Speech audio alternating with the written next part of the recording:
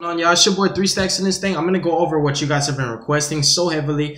People have been asking me about 6Ams and more specifically the 6Am Draco stuff, or you could say 6Am True King.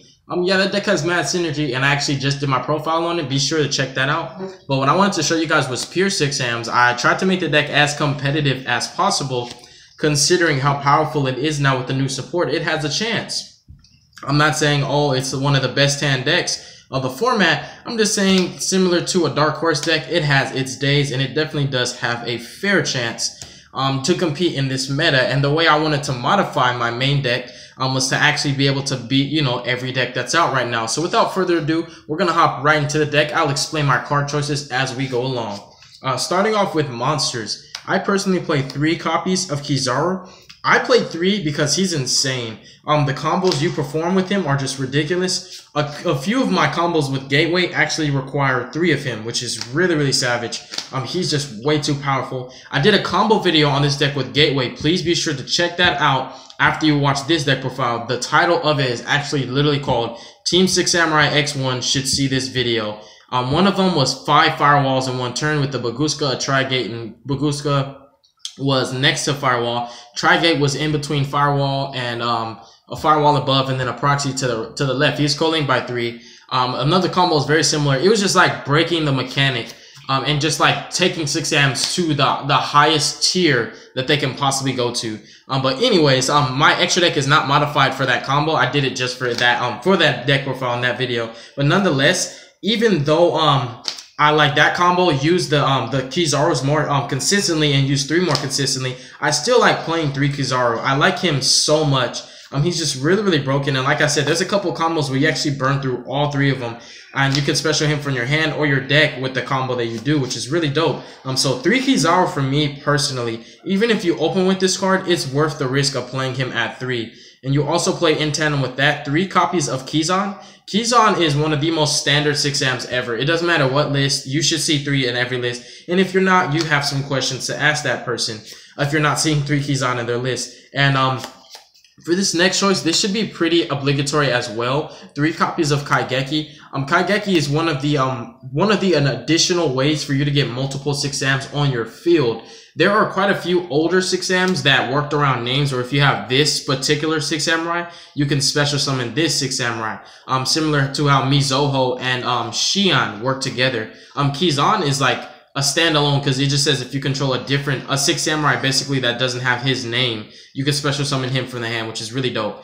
So Kizan is just freaking amazing. But anyways, Kaigeki is how you play around that because you don't play so many of the 6Ams that special summon themselves if you control a specific name, because those are specific hands that lead to bricks. So you just want to play the best of the best and the most universal and versatile 6Ams. Next up for our tools, we play 2 copies of Hatsumi. Hatsumi is basically the new Monster Reborn of the deck. She also sets you up for your secret skills of 6Am, which is dope. So if you open with her in 6 secret skills, if you're able to resolve them both in one turn, you get some pretty darn nutty combos for that turn, leading to you being able to summon a Rion if you choose so, or you can link summon and just go for your double Shion, which is really awesome. So Hatsumi is amazingly broken. Next up, we play 2 copies of Fuma. I actually would play 3 if I had 3.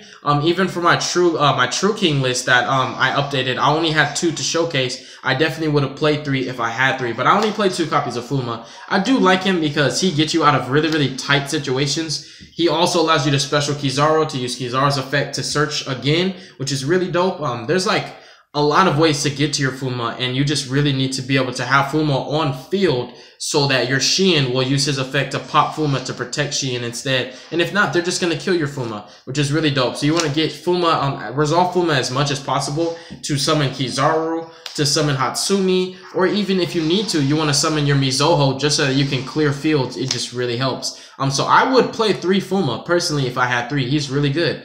And I play 1 copy of Mizoho. Mizoho is one of the older 6Ams. She basically lets you tribute another 6Am to destroy 1 card on the field, which is really awesome. She does target. I should let you know that. And 1 hand. Hand is actually Mizoho. They're the same person. This was Mizoho before she became a legendary 6Am. She was just the hand of the 6Am. A lot of lore and story behind this deck. It reminds me of Naruto, and I'm a huge Naruto fan. But hand basically lets you pop monsters, and it's a you can effect, not a once per turn. So if you control hand and 3 other 6Ms, you can tribute all 3 and destroy 3 monsters on the field, which is dope. And continuing with the 1-ups, we play 1 copy of Genba. I hate Genba. When he's normal summon, you add a banished 6M to hand. Who cares about that? That's stupid. You can maybe banish Kizan somehow, some way. Special Kizan, sync for 6 if you play level 6s. That's like the one time it might be an actual 1-card play. Or you can like add Grandmaster from your banish zone if you found some possible way to banish him and make, you know, your synchro for Black Rose. So those are the only times where he's actually came up for me. But personally, I play him because he's a level 2 tuner, which allows you to sync with the level 3 to make your Xian. So he's another tuner of the deck, which really does help a lot. And he does have a 2100 wall in defense. So that's just something, you know, food for thought. And finally, to sum up the 1-ups of the 6Ms, I play 1 Grandmaster for those gateway shenanigans, and only for those gateway shenanigans. Outside of that, Grandmaster literally just puts itself on the field for more protection for Xian. Because Xian's pretty dope against a lot of decks. Negating activations of spells and traps is kind of relevant. Especially because so many play starters for a lot of decks are actually spells. If you can negate the most important one, you can more than likely steal that turn or even possibly that game. I know that Spirals play a lot of play starters. If they happen to open up with 1 Terraforming or 1 of their Spiral Resort, and you negate that one and they don't have an extra one, you can more than likely take that turn from them. And if not, you know, you at least slow them down to the point where they're wasting resources. So Xian's pretty important, and it's also important to have extra names and 6-am bodies on field so that Xian will not die. And then that's going to sum up the 6-am portion of the deck. Now we're going to do the hand traps. I chose hand traps for this list because, like I told you in the beginning of the video, you want this to be as competitive as possible. So I chose 2 of each hand trap. We have 2 copies of Ash Blossom and Joyous Spring. We have 2 copies of Ghost Ogre and Snow Rabbit. In addition to that, we have 2 copies of Droll and Lockbird. And of course, the obligatory 1 Maxi for the 7 hand traps. I could have done 3 Ash and 3 Ogre, but I felt like Droll could not be missed out in this list because he rapes Spirals in their butt. He butt rapes Pinwheel Magicians. He rapes Trickstars. He rapes so many different rogue decks as well. There are some decks that actually solely rely on drawing and searching to get to what they need. True Draco Demise is a great example, a very, very, very great example where Droll and Lockbird just rapes that deck. Like, it just really does kill them. That's going to sum up the monster lineup. We're going to move forward to the spells and then the traps afterwards. But in your list, I would say that you can play 2 Kizaru. Honestly, you can. I love this guy, though. He's one of my favorite 6Ms out of the newest set. He actually, it's him and Fuma. Fuma, and Hatsumi really were the only ones that were worth it, and Genba was like, oh, a level 2 tuner. Now we don't have to play Kagamushi. Let's play the Genba. Screw Kagamushi. So yeah, moving forward to the spells. 3 copies of Xian Smoke Signal. These spells are going to be your searchers of the deck. So we played 3 Smoke Signal. We also play 1 Rhoda and 1 Gateway. Gateway is more than just a searcher, but I wanted to include it in the category of searching because it can search. It does a lot more than that, though. It really is broken. It can actually revive your Xian monsters, which is pretty darn dope. Your Xian effect monsters, and then its 6 effect. I mean, its effect with the 2 counters, it can give, you know, a 500 boost, which can be relevant, but not really. You mainly use the 4 counter and the 6 counter effect, which is really dope. Gateway deserves to be at 3, but the fact that it's at 1 just makes this deck kind of low-key broken if they open with Gateway in the right hand. But we're going to go ahead and put these, I guess, right next to the Xian Smoke Signal. We could put them under, and so that's going to cover the category of searchers. Next up, for the next category of spells, we're going to start with the draw power. We play 3 copies of 6 Samurai United. Ugh, I don't like how that looks. I just put these down. We're going to put cards on top of them anyways. But we play 3 copies of 6 Samurai United because this deck really does need draw power. And it also helps to dig further into your deck for your Gateway, which is something that could actually come up because opening up with Gateway, like I said, is kind of low-key broken. So if you have chances to draw into it, even if it's just a minuscule chance, you want to take that risk and draw into your Gateway. And if not, it's literally just going to make your hand a lot better than it was to begin with. In tandem with that, we play 2 copies of Pot of Desires. The only one of that you really don't want to banish is honestly the Gateway. Aside from that, every other card that you would banish that's a 1-up doesn't even matter. The one thing it could hurt is if you banish, for example, all of your asceticism targets, or if you banish, for example, all of your Hatsumis, or like, you know, 2 of your Kizaros and leaving you with 1. So it can kind of hurt you. But like I said, because I wanted this deck to be as competitive as possible and this to be more of like a slap, kind of like a pseudo control and pseudo control variant, pseudo control and pseudo turbo variant, which kind of puts a lot of monsters on board, but at the same time has a control aspect.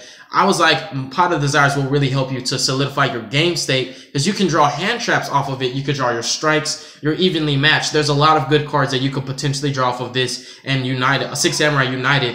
And the fact that you can play both of them, it's like you have the chance of digging 4 cards deeper into your deck. And Desires also has that thing where it banishes 10, which gets you really like balls deep into your deck, which helps. This next category of spells is going to be your summoning enablers or your additional ways to get 6 Sams on the field. So we play 3 copies of Asceticism of the 6 Samurai. I explain my targets. This is a really funny spell. It works basically by targeting 6 Sam and you special one with the same attack but a different name. And I told you what my Asceticism targets were, which was the 1600 attack Samurais, which is going to be Han, Mizoho, and Hatsumi. There are other 6 Samurais that have the same attack as well. So you can play your deck according to your asceticism targets, basically is what I'm saying. You can play different 6 Sams if you want different asceticism targets. I don't even know what 6 Sam has 1900 attack, so I don't even think you can actually use this as an asceticism target. I think really that's why Konami didn't make this an 1800 attack monster, because it wouldn't really be fair if you could special Kizan and then target Kizan and then special Kizaru. That would be low-key broken. It really would. I wish you could though, but asceticism works very well in this deck nonetheless, because more importantly, since I only play 2 Hatsumi, it's an additional way to get to Hatsumi, and Hatsumi will get you to another card. And then we also play 2 secret skills of the 6 Samurai, because I don't want to open up with this card. It is a hard one per turn. In addition to that, you need to have banished 6 Samurais to even resolve this card in the first place. So it's kind of low-key situational, but it's kind of low-key broken at the same time. That will sum up the spell portion of this deck.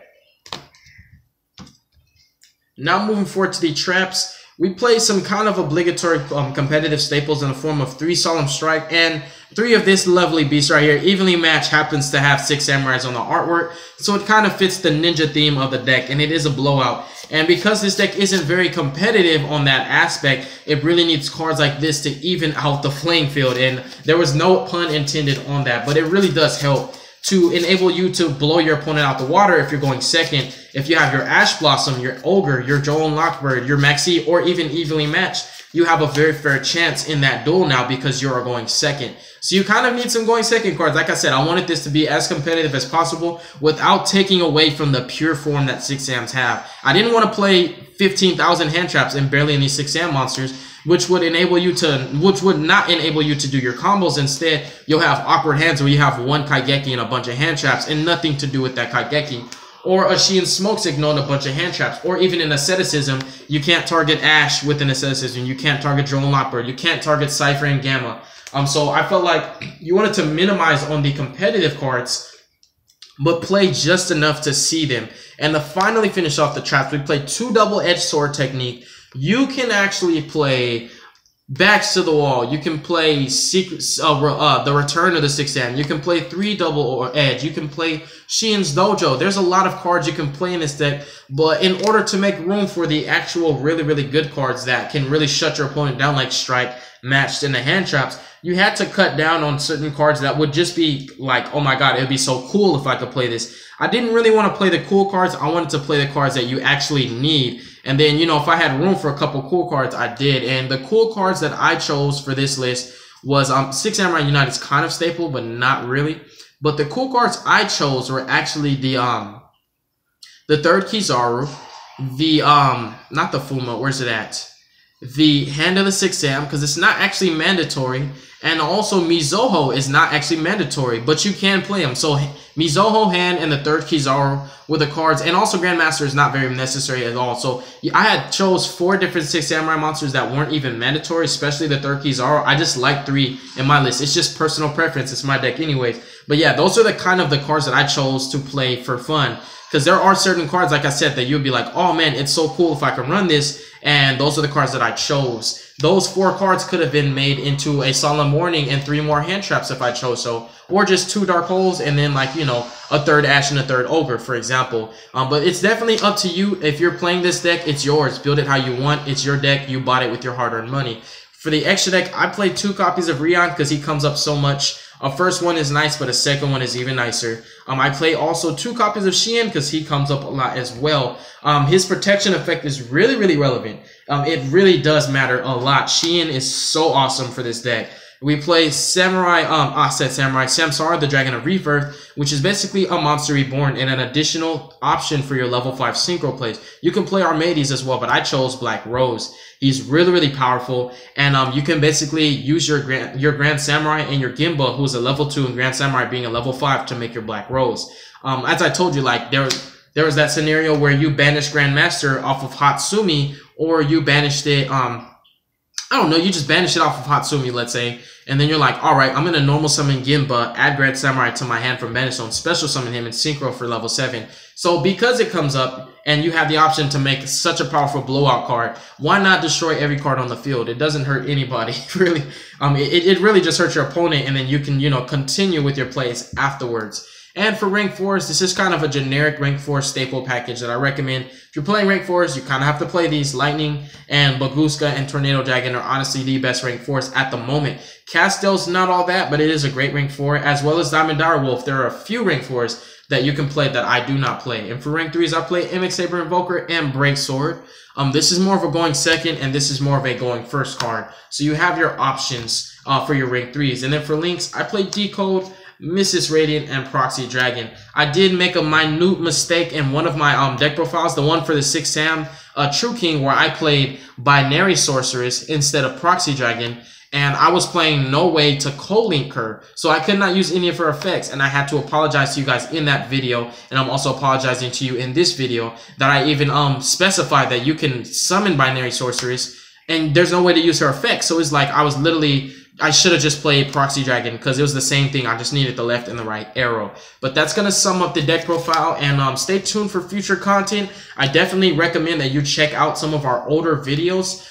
Those are becoming a bit more popular because a lot of them were actually deck profiles on really, really weird, janky ideas. Kind of like decks that you would never ever imagine would work, and we somehow made them work. A great example would just be a deck that you've never seen before, and I'll just say it like that. So you'll definitely find stuff like that on this channel if, you know, you need me to tickle that part of your brain and kind of open your eyes to just see that you can make any deck out of any cards. Watch some of our older videos. You will actually learn a lot, and at the same time, I learned a lot from you guys. You guys open my eyes to different stuff, and also you correct me sometimes when I'm wrong, and I always have to kind of like swallow my pride and admit that I was wrong and let you know, thank you for pointing that out. But with that said, I'm going to go ahead and sign out. God bless you guys. Make good choices. Don't hurt your brain cells. And y'all definitely have a wonderful day. Happy Thanksgiving wherever you're at, and you'll be hearing from me maybe in a couple days because I got to spend Thanksgiving with my girl and her family. But yeah, y'all be hearing from me soon. Peace.